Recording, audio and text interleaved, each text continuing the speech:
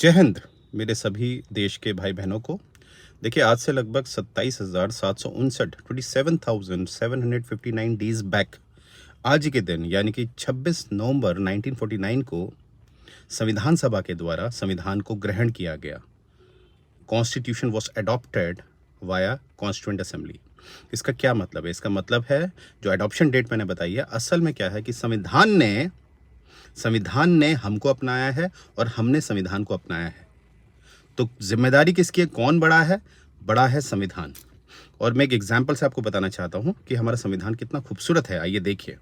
मैं अपनी बातें आप तक पहुँचा पा रहा हूँ तकनीक के माध्यम से, और मैं अपने विचारों को आपके समक्ष प्रस्तुत कर पा रहा हूँ।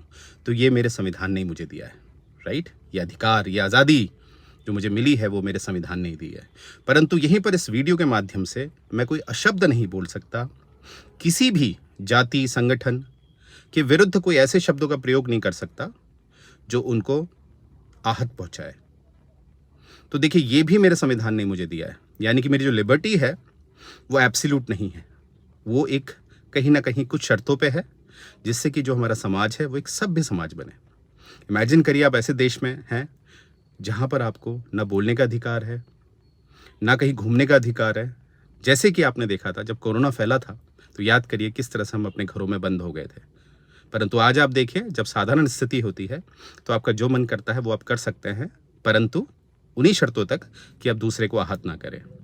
तो ये है हमारे संविधान की खूबसूरती। तो फिर से 26 नवंबर 1949 को हमारा संविधान अडॉप्ट किया गया था, जिसको 2 महीने के पश्चात लागू किया गया था, 26 जनवरी 1950।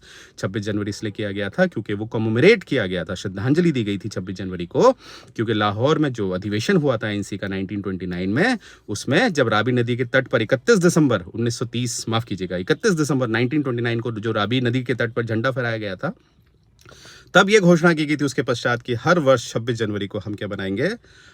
पूर्ण स्वराज। और इसीलिए 2 महीने के बाद हमारा संविधान लागू किया गया था। परंतु ये भी बात याद रखनी है कि 26 नवंबर 1949 को संविधान का कुछ भाग लागू कर दिया गया था। तो मुझे उम्मीद है मेरे सभी भाई बहन इस बात को समझ पाए होंगे, और मेरा ये कहना है कि संविधान जरूर पढ़ना चाहिए, राइट? जय हिंद।